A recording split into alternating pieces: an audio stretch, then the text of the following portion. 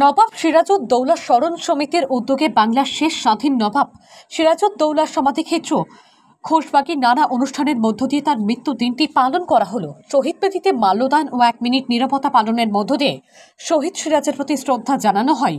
অনুষ্ঠানে উপস্থিত ছিলেন স্মরণ সমিতির সভাপতি সনৎ কর, সংখ্যালঘু কমিশনের চেয়ারম্যান ইমরান সাহেব, নজরুল চর্চা কেন্দ্রের সমরিতা মল্লিক, সাংবাদিক সংঘের বিপ্লব বিশ্বাস সহ আরও অনেক গুণীজন। গান আবৃত্তি ছাড়াও আলোচনায় অনুষ্ঠান মঞ্চে মুখরিত হয়ে ওঠে। তুষারকান্তিখার রিপোর্ট, KTN পাঁচগ্রাম নিউজ। এই বিশেষ দিনের সঙ্গে প্রসঙ্গক্রমে কিছু কথা আমি বলতে চাই। আমি আসলে কাজী নজরুল ইসলামের সৃষ্টি, প্রচার এবং প্রসারে কিছু মাত্র কাজ করার চেষ্টা করি।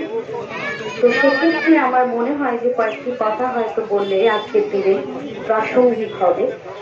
আমাদের প্রাণের কবি কাজী নজরুল ইসলাম 29শে জুন 1939 সালে দৈনিক আজাদ পত্রিকায় তিনি একটি আবেদন জানিয়েছিলেন, সিরাজ স্মৃতি উদযাপনের জন্য আবেদন। সেই আবেদনে তিনি সিরাজউদ্দৌলা সম্পর্কে যা বলেছিলেন সেখান থেকে কিছুটা অংশ আমি পড়ে শোনাতে চাই।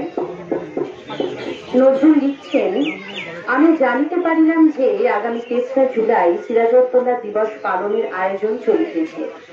একথা আজ সর্বজন সম্মত যে বাংলার শহীদ বীর ও শেষ স্বাধীন নৃপতি নবাব সিরাজউদ্দৌলা রাজনৈতিক কোলাহলের ঊর্ধ্বে হিন্দু মুসলমানের প্রিয় মাতৃভূমির জন্য নবাব সিরাজউদ্দৌলা সংগ্রামে অবতীর্ণ হন।